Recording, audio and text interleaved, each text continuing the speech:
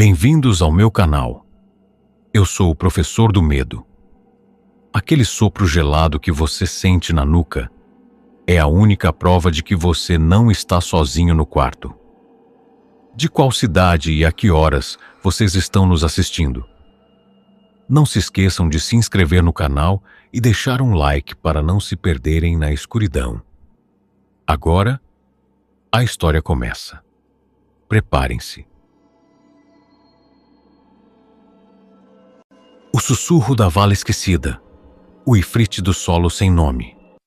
Nas planícies isoladas do moderno Texas, longe das luzes das grandes metrópoles, existia um terreno baldio, cercado por arame farpado, que servia como o campo dos esquecidos. Era um cemitério de indigentes, onde lápides numeradas e cruzes de madeira podre marcavam o repouso final de quem a sociedade preferiu apagar. Ethan, um topógrafo forense especializado em análise de solos para o governo, foi enviado para mapear a área antes que uma nova rodovia estadual cortasse o local.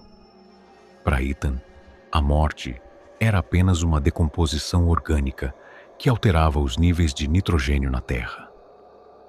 Ele ignorava as lendas locais sobre o colhedor de sombras, uma entidade que supostamente guardava aqueles que não tinham nome para serem chamados. Ele era um homem de teodolitos e radares de penetração no solo, até que seu equipamento detectou uma anomalia sob uma vala comum, uma urna de ferro maciço, selada com chumbo derretido e gravada com runas que vibravam com um calor seco e sufocante.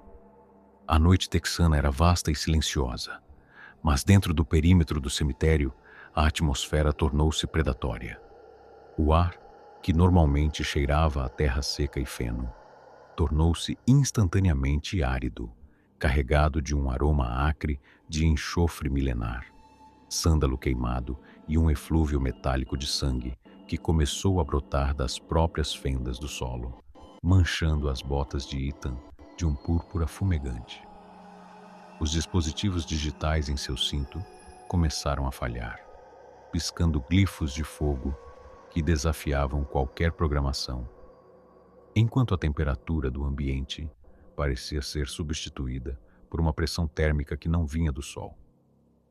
Deve ser uma liberação de gás metano ou uma reação química de minerais pesados sob a superfície, murmurou Ethan, embora seus pulmões queimassem a cada respiração, como se estivesse inalando cinzas invisíveis. Mas seu sangue gelou quando viu, através da lente do seu teodolito, que as sombras das cruzes de madeira estavam se fundindo em uma única mancha negra que se erguia do chão. A silhueta desenvolveu olhos de magma azul que pulsavam com o ódio de 10 milênios. Da urna de ferro selada, começou a jorrar uma fumaça negra e densa, uma massa viva que se enrolava nas cercas de metal como correntes de brasas incandescentes. Desse turbilhão emergiu um Ifrit, um Djinni da linhagem dos devoradores de essência, cuja presença havia sido selada naquele solo sagrado muito antes de o Estado ser fundado. O Ifrit não buscava habitar o corpo de Ethan. Sua presença era tão vasta que o ar ao redor começou a distorcer a realidade visual. A magia do Djinni manifestou-se como uma rede de fios ardentes que se propagaram por baixo da terra, conectando sua essência a cada osso e resto mortal enterrado naquele campo, transformando o cemitério em um imenso altar de fogo negro. Pensaste que teus mapas e máquinas poderiam medir o abismo dos esquecidos, pequeno escriba de poeira. Trovejou a voz do Ifrit, uma vibração que fez rachar o solo sob os pés de Ethan. Não preciso da tua carne como portal. Este campo sem nomes é o meu novo corpo.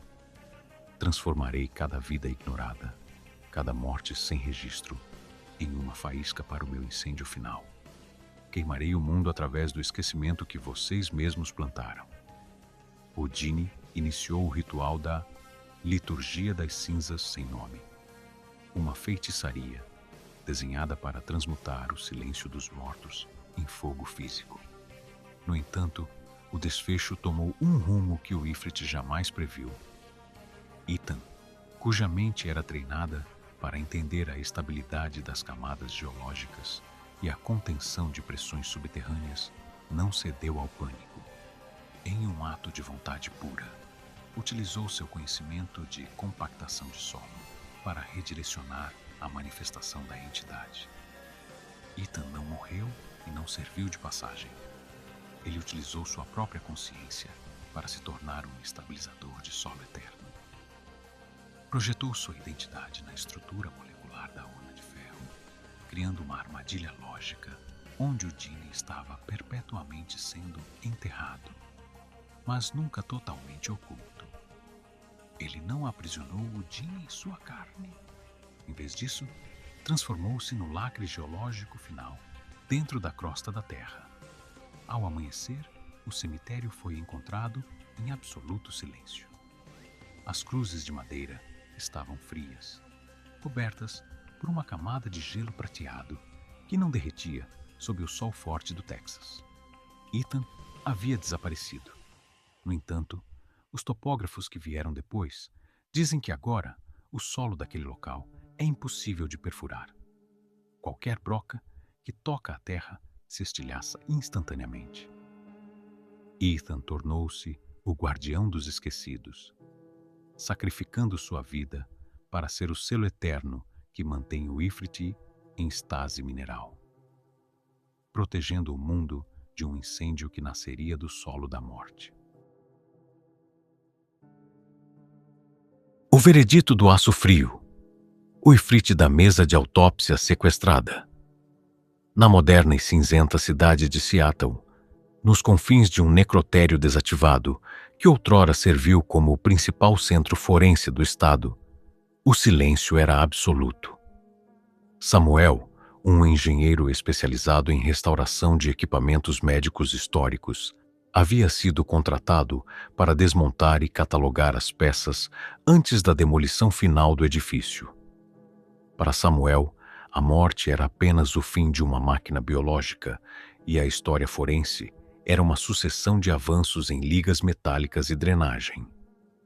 Ele desdenhava das superstições dos antigos patologistas sobre o zelador das sombras, uma presença que supostamente habitava o aço quando as luzes se apagavam.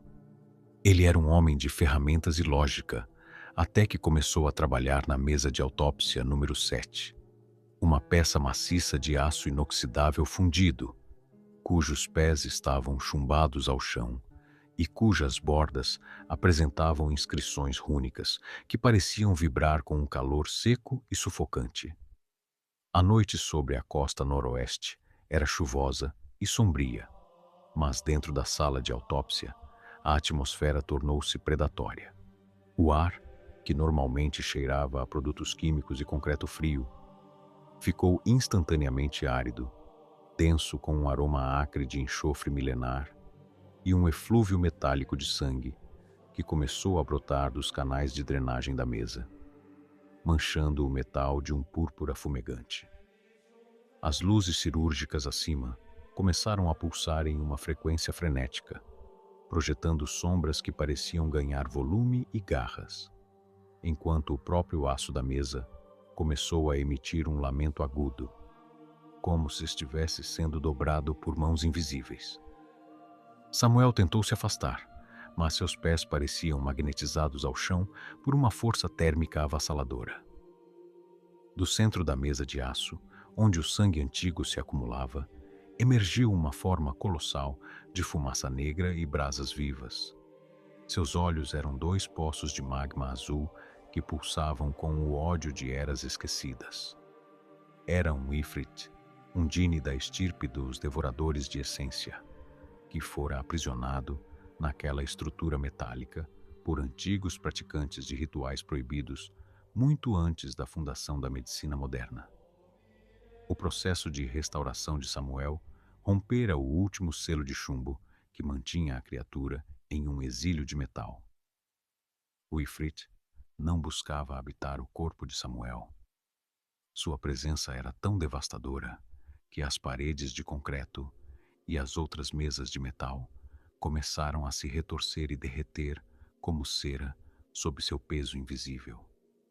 A magia do Genie manifestou-se como uma rede de fios ardentes que se propagaram através da estrutura metálica do edifício, conectando sua essência a cada morgue e hospital conectado à rede forense nacional.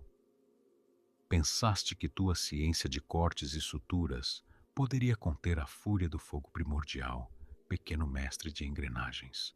Trovejou a voz do Ifrit, uma vibração que estilhaçou os vidros de proteção da sala. Não preciso da tua carne como portal. Este aço é o meu altar. Transformarei cada diagnóstico, cada cadáver e cada mesa de metal neste país em uma centelha para o meu incêndio final.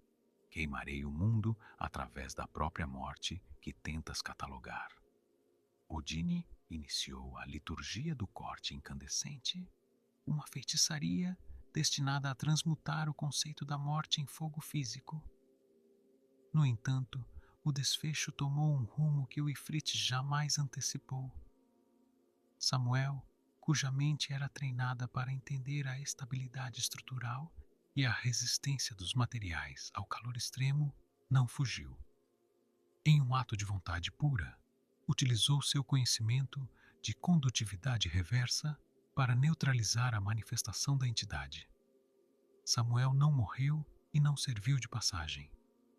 Ele utilizou sua própria consciência para se tornar um isolante eterno.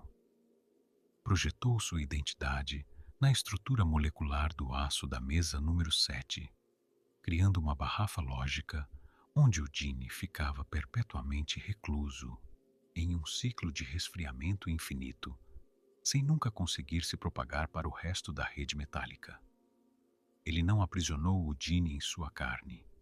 Em vez disso, transformou-se no lacre final e inquebrável dentro do próprio aço frio. Ao amanhecer, o necrotério foi encontrado em absoluto silêncio. A mesa de autópsia número 7 estava coberta por uma camada de geada prateada que se recusava a derreter, mesmo sob a luz do sol. Samuel havia desaparecido. No entanto, os zeladores dizem que agora o antigo necrotério emana um frio sobrenatural que mantém o local preservado, embora um sussurro rítmico possa ser ouvido vindo do metal. Samuel tornou-se o guardião do aço frio, sacrificando sua vida para ser o selo eterno que mantém o Ifrit em estase metálica, protegendo o mundo de um incêndio que teria nascido do coração da morte. O cárcere do vácuo eterno. O Ifrit, da cela 88. No coração do deserto de Nevada, nos Estados Unidos, erguia-se uma penitenciária de segurança máxima desativada, conhecida como Black Rock. O local fora fechado após incidentes inexplicáveis de combustão espontânea que reduziram blocos inteiros a cinzas, sem nunca danificar a estrutura externa. Arthur, um perito em demolições e engenheiro de materiais, foi contratado para coordenar a implosão final do complexo. Para Arthur, o mundo era composto por pontos de ruptura, carga explosiva e resistência de concreto. Ele ria das histórias dos antigos guardas sobre o Caminhante das Chamas, uma entidade que supostamente habitava as celas solitárias no subsolo.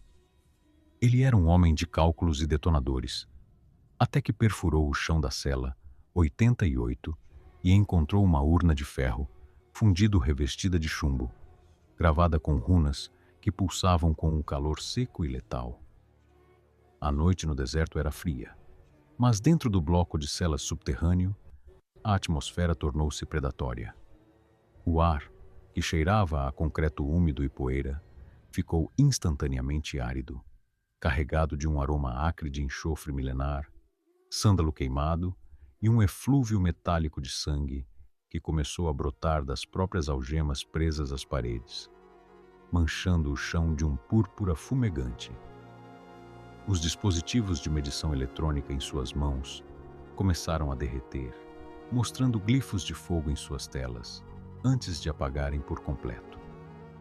Deve ser uma reação química, por causa dos resíduos de limpeza industriais ou gás natural acumulado, murmurou Arthur, embora seus pulmões queimassem, como se ele estivesse inalando brasas invisíveis.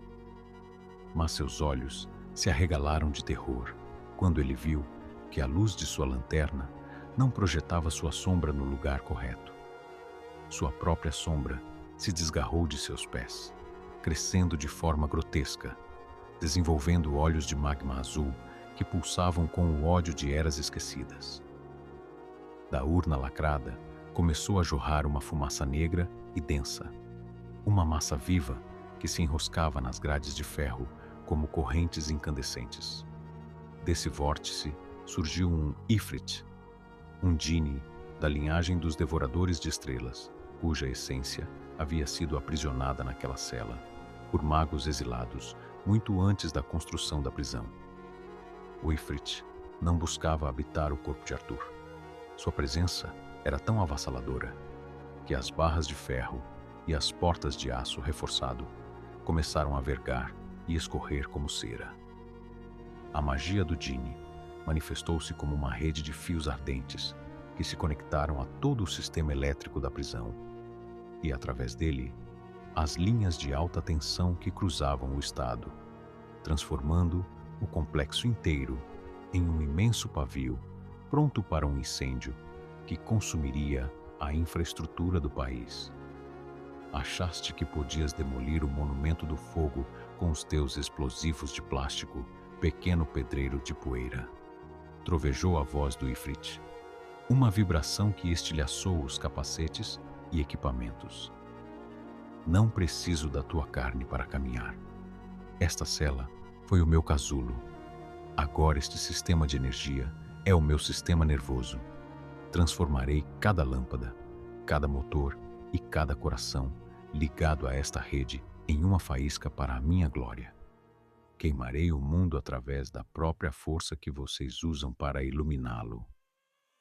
O Djinni iniciou o ritual da liturgia do relâmpago arfante, uma feitiçaria destinada a transmutar a eletricidade em fogo físico sobrenatural. No entanto, o desfecho tomou um rumo que o Ifrit não previu. Arthur, cuja mente era treinada para entender o colapso estrutural e a anulação de ondas de choque, não fugiu. Em um ato de vontade pura, ele utilizou seu conhecimento de aterramento absoluto para neutralizar a manifestação. Arthur não morreu e não serviu de passagem. Ele utilizou sua própria consciência para se tornar um circuito de contenção. Projetou sua identidade na estrutura molecular do próprio concreto e do ferro da cela 88, criando um paradoxo lógico onde o Ifrit ficava preso em um ciclo de descarregamento constante, sem nunca conseguir acumular energia para queimar. Ele não encerrou o Djinni em sua carne, mas o acorrentou na própria inércia da matéria morta da prisão. Ao amanhecer, o complexo de Black Rock foi encontrado em um silêncio absoluto, mas a cela 88 estava coberta por uma camada de gelo prateado que não derretia, mesmo sob o sol escaldante do deserto de Nevada.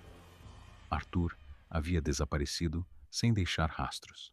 No entanto, os técnicos que monitoram a rede elétrica dizem que agora, naquela região, a energia é estranhamente estável, embora um zumbido rítmico possa ser ouvido vindo do solo.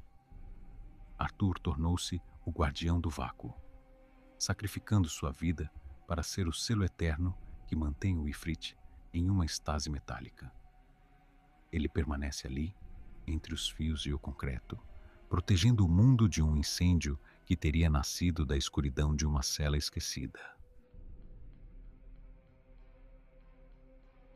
A transmissão do nevoeiro eterno. O Ifrit da rodovia fantasma. Na vasta e desolada malha rodoviária dos Estados Unidos, Em um trecho esquecido da antiga Rota 66, no Arizona, o asfalto parecia derreter sob um nevoeiro denso e sobrenatural. Thomas, um engenheiro de tráfego especializado em sistemas de monitoramento inteligente, trabalhava em uma cabine de controle isolada, tentando entender por que dezenas de veículos haviam simplesmente parado no meio da estrada. Para Thomas, a vida era um fluxo de logística, coordenadas GPS e sensores de movimento. Ele desprezava as lendas locais sobre o Caminhante de Cinzas, uma entidade que supostamente surgia quando o trânsito parava e o silêncio se tornava absoluto. Ele era um homem de concreto e circuitos, até que abriu uma caixa de inspeção subterrânea e encontrou um antigo mastro de sinalização envolto em placas de chumbo, gravado com runas que vibravam com o calor seco e sufocante. A noite no deserto estava envolta em uma névoa que não deveria existir, mas dentro da cabine de vidro, a atmosfera tornou-se predatória. O ar, que deveria cheirar a borracha e poeira, ficou instantaneamente árido, denso, com um aroma acre de enxofre milenar, sândalo queimado e um eflúvio metálico de sangue que começou a escorrer pelos painéis de LED, manchando os relatórios de tráfego de um roxo fumegante. As câmeras de vigilância começaram a exibir glifos de fogo que desafiavam qualquer lógica de software. E os rádios dos carros parados emitiam um lamento polifônico que fazia o vidro vibrar. Deve ser uma falha catastrófica nos servidores ou uma interferência atmosférica sem precedentes, sussurrou Thomas, embora seus pulmões quisessem falhar a cada respiração, como se estivesse inalando cinzas incandescentes invisíveis. Mas seus olhos se arregalaram em terror absoluto quando viu que os faróis dos carros no nevoeiro não iluminavam a estrada, mas formavam o contorno de um rosto colossal. A imagem digital nos monitores desenvolveu olhos de magma azul que pulsavam com um ódio de 10 milênios.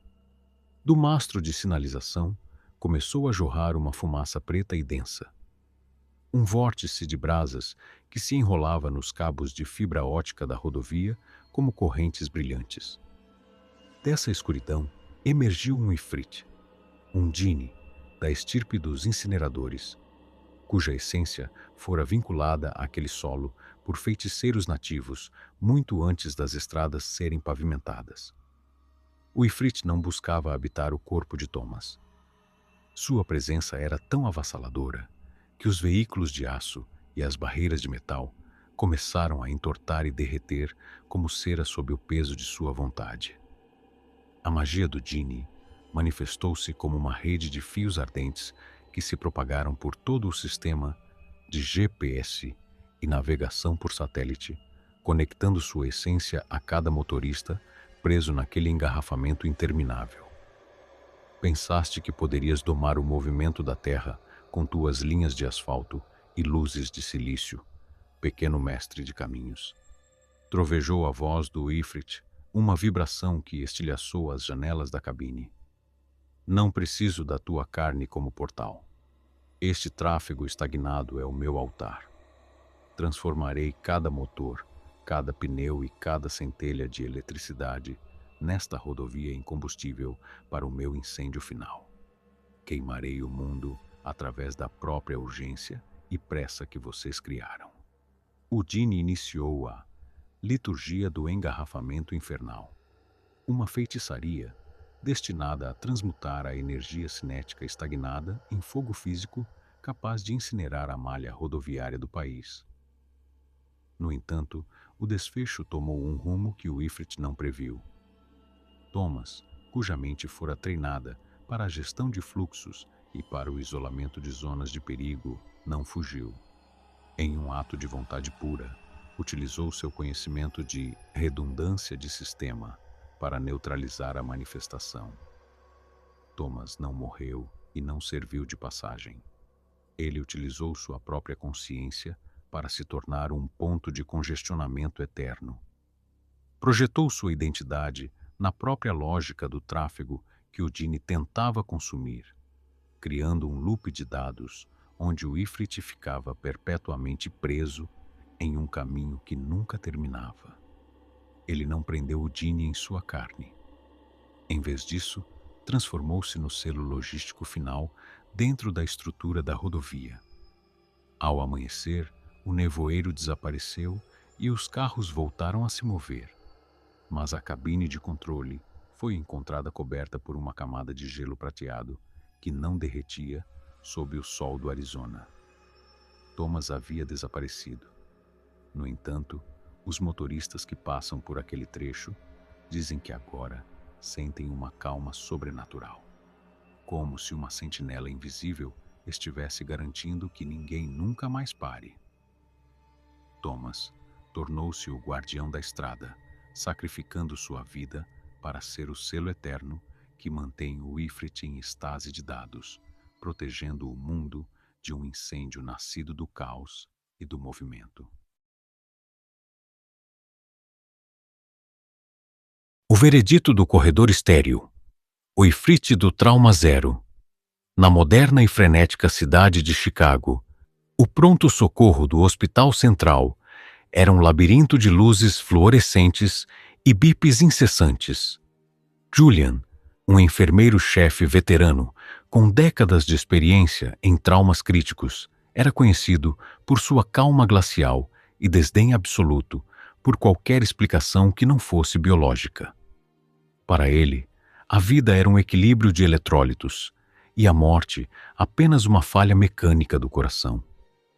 Ele ignorava as histórias sussurradas pelos paramédicos sobre a sala de espera do vazio, um fenômeno onde pacientes terminais alegavam ver uma figura feita de brasas antes de partirem.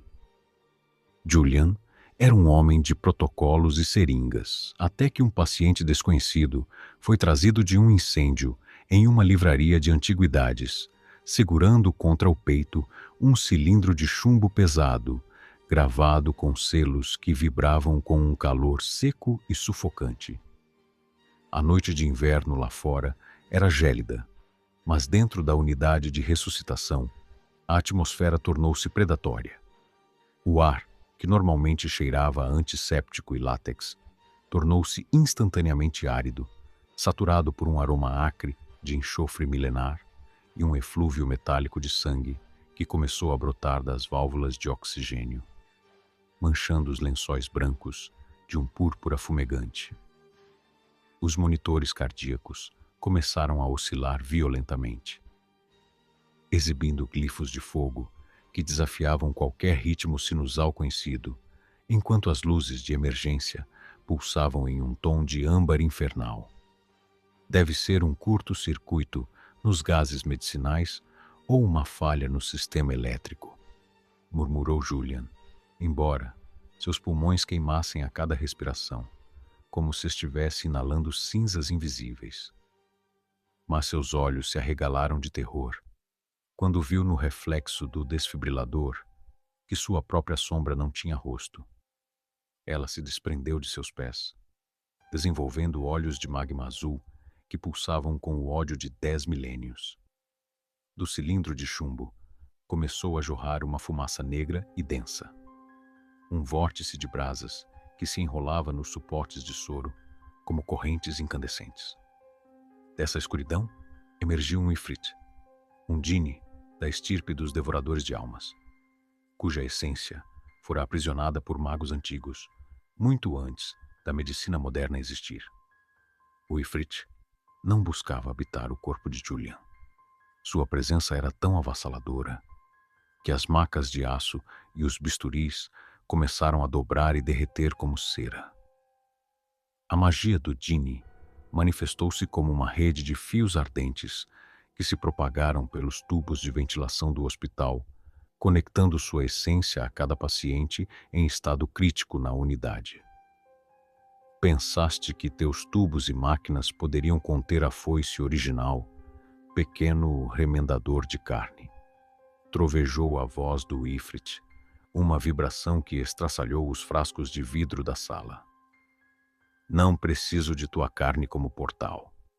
Este hospital é o meu banquete.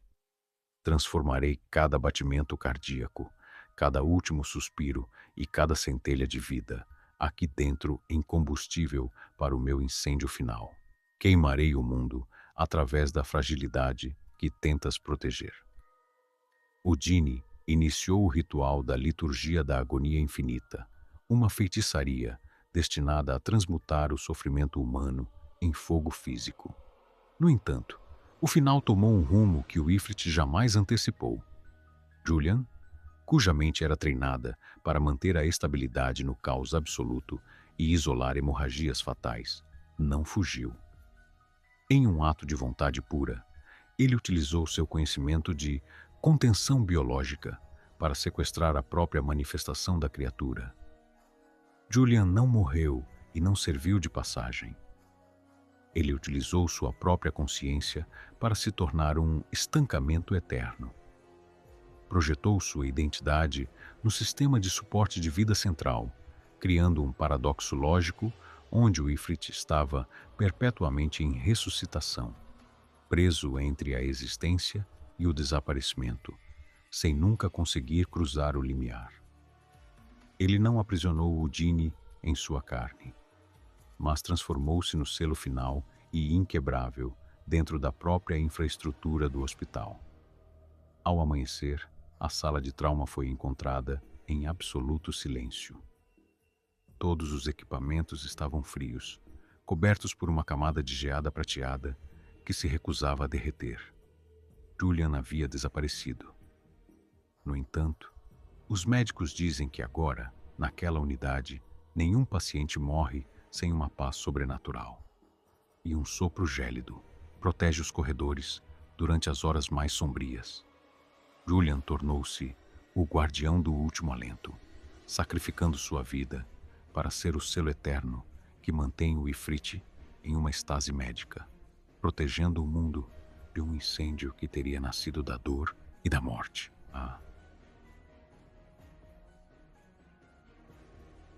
O sussurro da cadeira vazia, o Ifrit do vácuo final. Na penitenciária de segurança máxima de Terre Haute, em Indiana, existia uma ala que não constava nos registros oficiais da administração. Era a câmara de execução original, desativada há décadas e mantida sob um sigilo absoluto. Victor, um especialista em sistemas de segurança e engenharia forense, foi enviado para inspecionar a integridade estrutural da sala antes de sua demolição definitiva. Para Victor, a morte era uma falha mecânica ou uma decisão burocrática. Ele não acreditava nas histórias dos guardas sobre o Kraskeni, uma entidade que supostamente se alimentava dos últimos suspiros dos condenados. Ele era um homem de sensores e cálculos de pressão, até que removeu uma placa de chumbo pesado do piso, abaixo da antiga cadeira elétrica, revelando um poço selado com resina antiga e runas que vibravam com um calor seco e agonizante. A noite sobre o estado de Indiana era fria e tempestuosa, mas dentro da câmara de execução a atmosfera tornou-se predatória. O ar, que cheirava a poeira e metal velho, tornou-se instantaneamente árido, saturado por um aroma acre de enxofre milenar e um eflúvio metálico de sangue que começou a brotar dos cintos de couro da cadeira vazia, manchando o chão de um púrpura fumegante. As luzes de emergência começaram a pulsar em um ritmo cardíaco violento, enquanto os monitores de Victor mostravam picos de energia que desafiavam as leis da termodinâmica. Deve ser uma interferência estática ou resíduos químicos de antigos processos, sussurrou Victor, embora seus pulmões queimassem a cada respiração, como se estivesse inalando brasas invisíveis. Mas seus olhos se arregalaram de terror quando viu que sua própria sombra, projetada na parede de azulejos frios, estava sendo enforcada por mãos invisíveis. A silhueta cresceu, desenvolvendo olhos de magma azul que pulsavam com o ódio de eras esquecidas. Do poço selado, começou a jorrar uma fumaça negra e densa, uma massa viva que se enrolava como correntes incandescentes ao redor das grades de ferro. Dali emergiu um Ifrit, um Djinni da linhagem dos carrascos do abismo, cuja essência fora vinculada àquele lugar de morte por feiticeiros séculos antes da prisão ser construída. O Ifrit não buscava habitar o corpo de Victor. Sua presença era tão devastadora que as paredes de concreto e as vigas de aço começaram a dobrar e derreter como cera.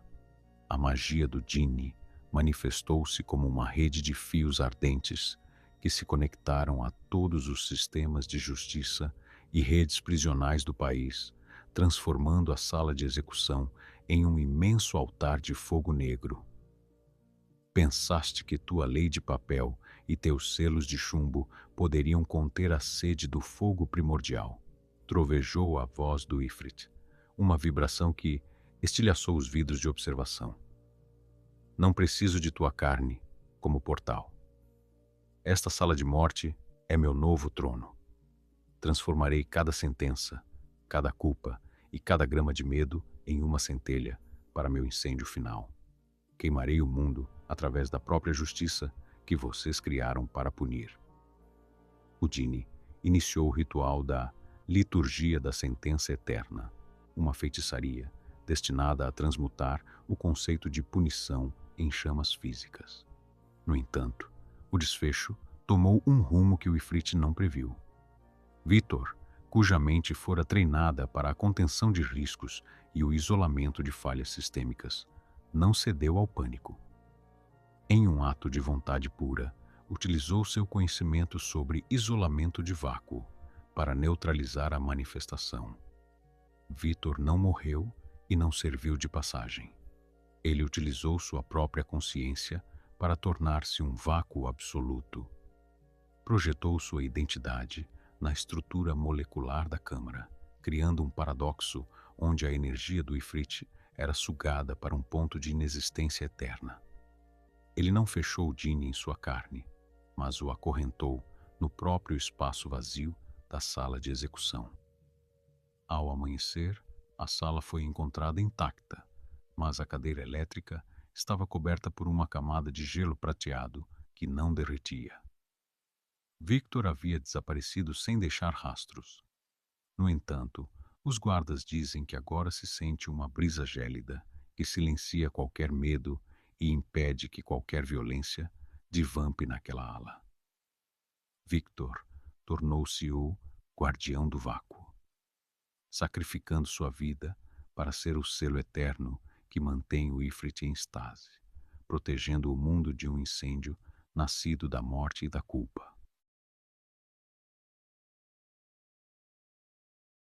O sussurro das catacumbas esquecidas. O Ifrit do labirinto de calcário. Nas profundezas da moderna Filadélfia, longe do brilho dos arranha-céus, existe uma rede de túneis e ossuários subterrâneos que datam de séculos atrás. Arthur, um engenheiro geoteatral especializado na estabilidade de solos urbanos, foi enviado para inspecionar uma brecha descoberta durante a expansão do metrô. Para Arthur, o subsolo era apenas uma mistura de sedimentos, rochas e pressão hidrostática.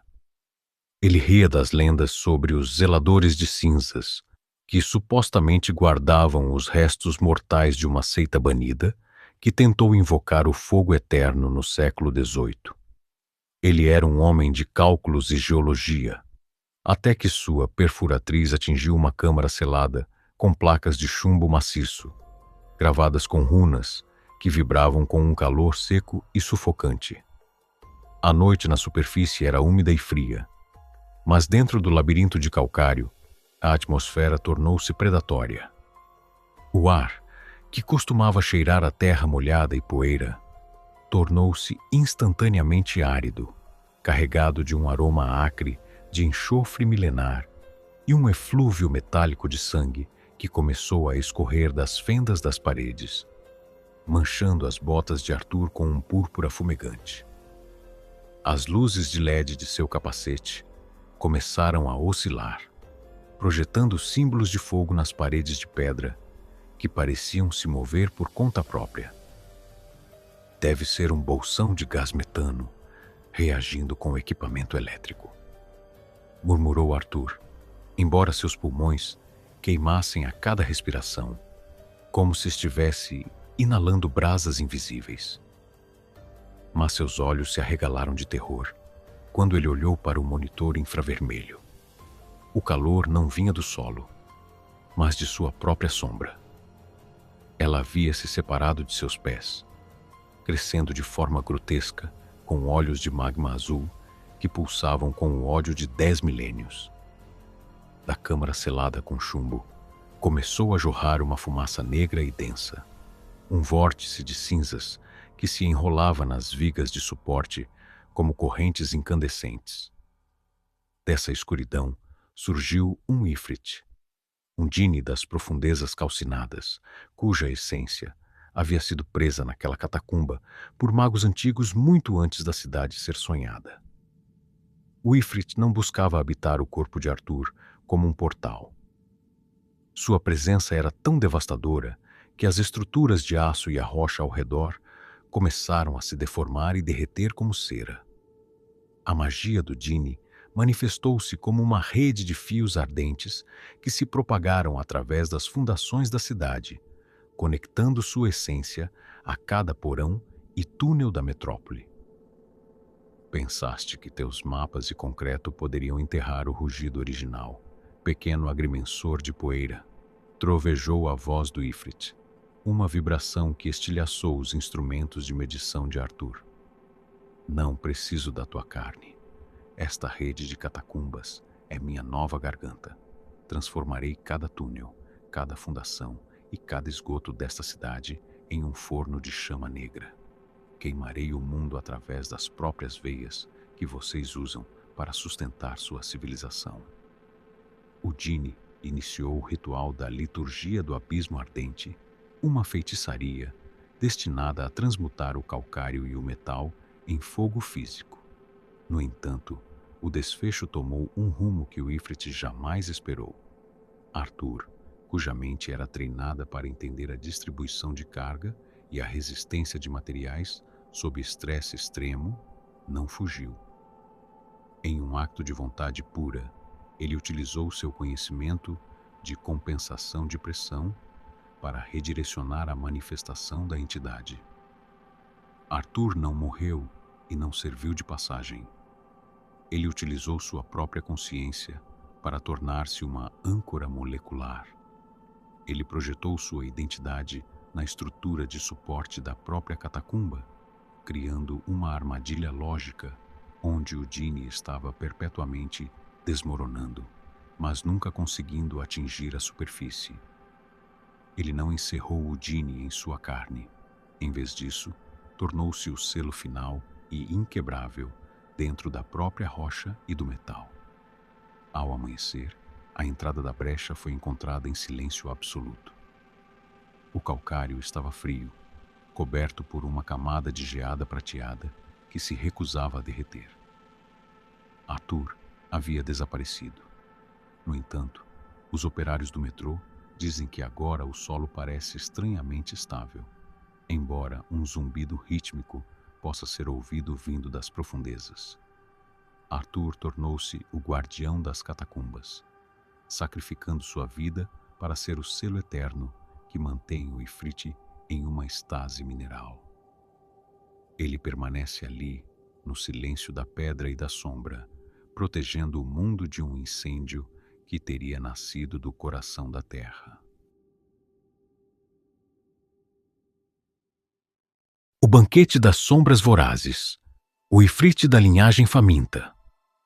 Nas colinas isoladas da Pensilvânia, em uma mansão vitoriana que pertencia à família Holloway há gerações, um jantar de gala foi organizado para celebrar a leitura do Testamento do Patriarca.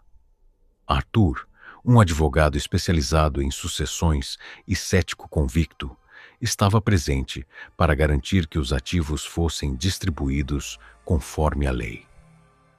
Para Arthur, a morte era apenas um encerramento de contrato, e a linhagem sanguínea era apenas uma transferência de capital.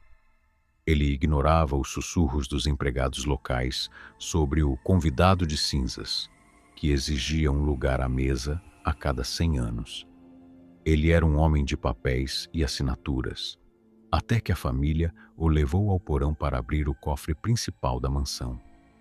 Lá, ele encontrou uma mesa de carvalho negro petrificado, selada com placas de chumbo e gravada com runas que pulsavam com um calor seco e agonizante.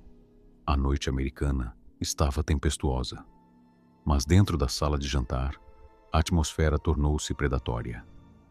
O ar, que antes cheirava a assado e vinho caro, tornou-se instantaneamente árido, carregado por um aroma acre de enxofre milenar, sândalo queimado e um eflúvio metálico de sangue que começou a brotar dos talheres de prata, manchando a toalha de mesa de um púrpura fumegante.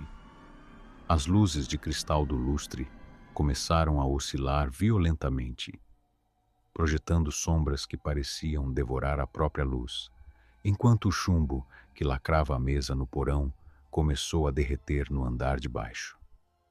Deve ser um problema na fiação antiga ou um vazamento de gás metano, sussurrou Arthur, embora seus pulmões queimassem a cada respiração, como se estivesse inalando brasas invisíveis. Mas seus olhos se arregalaram de terror quando olhou para o reflexo na garrafa de vinho. Sua própria sombra havia se alongado, desenvolvendo olhos de magma azul que pulsavam com o ódio de eras esquecidas. Da mesa petrificada no subsolo, começou a subir uma fumaça negra e densa. Um vórtice de fogo frio que se enrolava nas pernas da mesa de jantar, como correntes incandescentes. Desta escuridão, emergiu um Ifrit, um Djinni, da estirpe dos devoradores de eras, cuja essência fora vinculada àquela linhagem por pactos de sangue muito antes da fundação da colônia. O Ifrit não buscava habitar o corpo de Arthur. Sua presença era tão avassaladora que os pratos de porcelana e as taças de cristal começaram a derreter e escorrer. A magia do Djinni manifestou-se como uma rede de fios ardentes que se conectaram ao DNA de todos os presentes, transformando a reunião familiar em um imenso altar de fogo negro. Pensaste que teus códigos civis e tuas heranças de papel poderiam conter a fome original, pequeno escrivão de poeira. Trovejou a voz do Ifrit, uma vibração que estourou os vidros das janelas. Não preciso de tua carne como portal. Este banquete de sangue é minha nova forja. Transformarei cada herança, cada laço sanguíneo e cada alma nesta mesa em uma fagulha para meu incêndio final. Queimarei o mundo através da própria ganância que tentas organizar. O Djinni iniciou a liturgia do consumo eterno, uma feitiçaria destinada a transmutar o conceito de família em chamas físicas. No entanto, o desfecho tomou um rumo que o Ifrit não previu. Arthur, cuja mente era treinada para encontrar cláusulas de rescisão e isolar responsabilidades legais, não cedeu ao pânico. Em um ato de vontade pura, utilizou seu conhecimento sobre extinção de obrigações para neutralizar a manifestação. Arthur não morreu e não serviu de passagem. Utilizou sua própria consciência para se tornar uma cláusula de nulidade. Projetou sua identidade na estrutura lógica do pacto ancestral, criando um paradoxo de herança onde o Djinni era perpetuamente deserdado da realidade física. Ele não encerrou o Djinni em sua carne, mas o acorrentou na própria negação da existência legal e espiritual. Ao amanhecer, a mansão foi encontrada em silêncio absoluto. A mesa de jantar estava fria, coberta por uma camada de geada prateada que não derretia sob o sol da manhã. Arthur havia desaparecido. No entanto, os herdeiros dizem que agora, durante os jantares, sente-se uma brisa gélida que impede qualquer discussão sobre dinheiro ou poder. Arthur tornou-se o guardião da linhagem, sacrificando sua vida para ser o selo que mantém o Ifrit em uma estase lógica, protegendo o mundo de um incêndio nascido do sangue e da fome. O abismo de ossos esquecidos. O Ifrit do Poço das Almas. Na zona rural de Kentucky, nos Estados Unidos, longe das luzes das cidades modernas, existia uma propriedade isolada onde o solo parecia rejeitar qualquer tipo de vida. No centro de uma clareira, rodeada por árvores retorcidas, encontrava-se uma abertura circular de pedra bruta.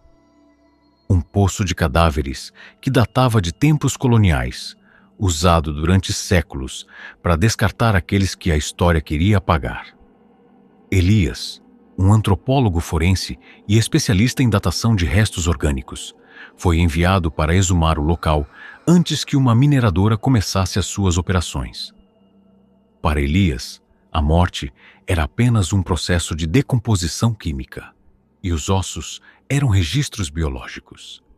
Ele ignorava os avisos dos moradores locais sobre o hálito da terra, uma lenda que dizia que o poço não era apenas um lugar de despejo, mas uma prisão para algo que se alimentava do esquecimento. Ele era um homem de ciência e evidências, até que desceu ao fundo do poço e encontrou uma laje de granito selada com chumbo derretido, gravada com símbolos que vibravam com um calor seco e agonizante. A noite americana era silenciosa e fria, mas dentro das profundezas do poço, a atmosfera tornou-se terminal. O ar, que deveria cheirar a mofo e terra úmida, ficou instantaneamente árido, saturado com o aroma acre de enxofre milenar e um eflúvio metálico de sangue que começou a brotar das fendas das pedras, manchando os crânios brancos de um púrpura fumegante. As luzes de LED do equipamento de Elias começaram a piscar ritmicamente, não por falta de bateria, mas em resposta a glifos que queimavam o ar ao redor da laje. Ao remover o lacre de chumbo para coletar amostras, Elias não encontrou tesouros, mas libertou a fome estática de um Ifrit, um djinni das sombras que fora aprisionado naquele poço de ossos para servir como carcereiro das almas ali descartadas. A criatura, feita de fumaça densa e brasas azuladas, não queria possuir o corpo de Elias. O seu objetivo era muito mais vasto. Ele queria usar a massa orgânica de milhares de ossos no poço como um combustível para uma pira sobrenatural que incineraria a realidade ao seu redor. Você mediu a morte com as suas ferramentas de metal, pequeno contador de dentes. Rugiu a voz do Ifrit, um som que parecia o estalo de 1000 ossos quebrando ao mesmo tempo. Não preciso da sua carne para caminhar. Este poço é o meu altar. Transformarei cada vida esquecida nestas profundezas em uma fagulha para o meu incêndio final. Queimarei o mundo através do silêncio dos mortos que vocês tentaram ocultar. A magia do djinni manifestou-se como uma rede de fios ardentes que se conectaram a cada fragmento de osso no poço, transformando a estrutura subterrânea num forno de energia espiritual pura. O Ifrit estava a fundir o passado morto com o presente vivo para criar um apocalipse de cinzas. No entanto, o final tomou um rumo que a entidade não previu. Elias, cuja mente era treinada para catalogar e dar nome aos mortos para que não fossem esquecidos, não cedeu ao pânico. Em um ato de vontade pura, utilizou o seu conhecimento sobre memória forense para neutralizar a combustão. Elias não morreu e não serviu de passagem. Ele utilizou a sua própria consciência para se tornar um arquivo eterno. Ele projetou a sua identidade em cada nome e em cada história dos restos mortais que pesquisara, criando um paradoxo onde a energia do Ifrit era consumida pela própria obrigação de lembrar. Ele não encerrou o djinni na sua carne, mas transformou-se no peso da história que o Ifrit tentava queimar, tornando-se o limite onde o fogo do Djinni era sufocado pelo reconhecimento da verdade. Ao amanhecer, o poço foi encontrado em absoluto silêncio. As pedras estavam frias, cobertas por uma camada de gelo prateado que nunca derretia, e os ossos pareciam agora fundidos numa rocha indestrutível. Elias desapareceu. No entanto, os geólogos que visitam o local dizem que agora o solo é o mais estável do continente.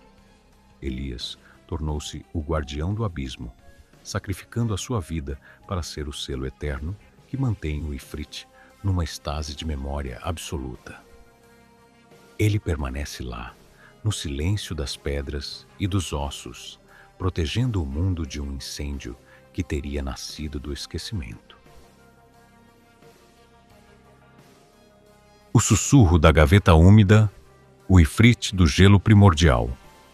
Na metrópole de Nova York, sob as fundações de um dos hospitais mais modernos de Manhattan, existia uma ala de patologia esquecida pelo tempo. Julian, um técnico forense especializado em preservação de tecidos e engenharia criogênica, trabalhava no turno da noite. Para Julian, a morte era uma equação de entropia e reações moleculares. Ele ridicularizava as histórias dos funcionários mais antigos sobre a Gaveta 42, que diziam estar permanentemente úmida, mesmo quando o sistema de refrigeração estava desligado. Ele era um homem de fatos e medições térmicas, até que foi designado para limpar o antigo setor de isolamento. Lá, ele encontrou uma gaveta de aço inoxidável, selada com placas de chumbo, fundido e gravada com runas que pulsavam com um calor seco e sufocante, apesar da umidade constante que escorria pelas suas bordas. A noite na cidade estava envolta em névoa, mas dentro do necrotério, a atmosfera tornou-se predatória. O ar, que costumava cheirar a formalina e metal frio, tornou-se instantaneamente árido, saturado com um aroma acre de enxofre milenar, sândalo queimado e um eflúvio metálico de sangue que começou a brotar das juntas da gaveta úmida, manchando o chão de cerâmica com um púrpura fumegante. As luzes de LED do laboratório começaram a oscilar violentamente, projetando sombras que pareciam ter massa física, enquanto os computadores de monitoramento térmico exibiam glifos de fogo que desafiavam qualquer lógica de programação.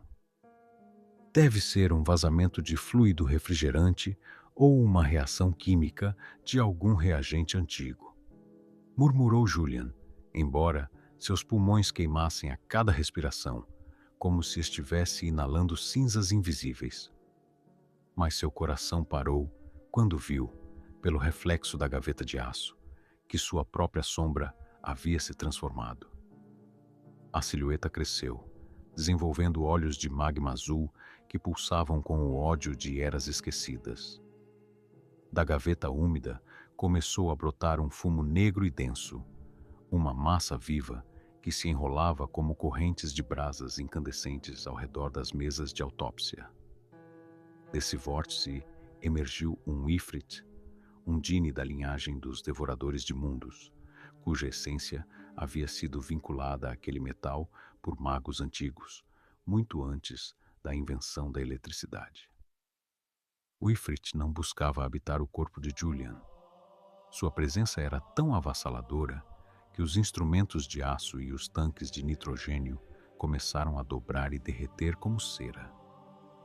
A magia do Djinni manifestou-se como uma rede de fios ardentes que se conectaram a todo o sistema de refrigeração do hospital, transformando a gaveta úmida num ponto de ignição para um incêndio sobrenatural que consumiria a cidade de dentro para fora. Pensaste que a tua ciência de gelo poderia conter a sede do fogo eterno, pequeno escrivão de átomos. Trovejou a voz do Ifrit, uma vibração que estilhaçou os frascos de vidro. Não preciso da tua carne para ser livre. Esta umidade é o meu combustível. Transformarei cada sistema, cada átomo de água desta cidade numa centelha para o meu incêndio final. Queimarei o mundo através do frio que criaste para o preservar. O Genie iniciou o ritual da liturgia da geada arcaica, uma feitiçaria destinada a transmutar o frio em chamas físicas. No entanto, o desfecho tomou um rumo que o Ifrit não previu. Julian, cuja mente era treinada para entender a estabilidade criogênica e os pontos de zero absoluto, não fugiu. Num ato de vontade pura, ele utilizou seu conhecimento sobre equilíbrio térmico para neutralizar a manifestação.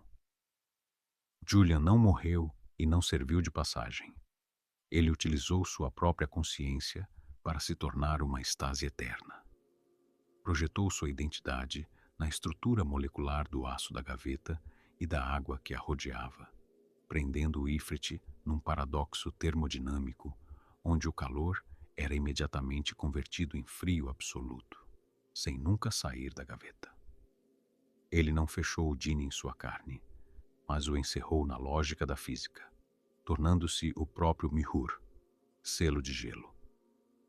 Ao amanhecer, o necrotério foi encontrado intacto, mas a gaveta 42 estava coberta por uma camada de gelo prateado que não derretia, e a umidade constante havia desaparecido. Julian havia desaparecido. No entanto, os patologistas dizem que agora o necrotério é o lugar mais seguro do mundo, protegido por um silêncio gélido que impede qualquer mal de se aproximar. Julian tornou-se o guardião do gelo eterno, sacrificando sua vida para ser o selo que mantém o Ifrit em estase perpétua, protegendo o mundo de um incêndio nascido de uma gaveta úmida.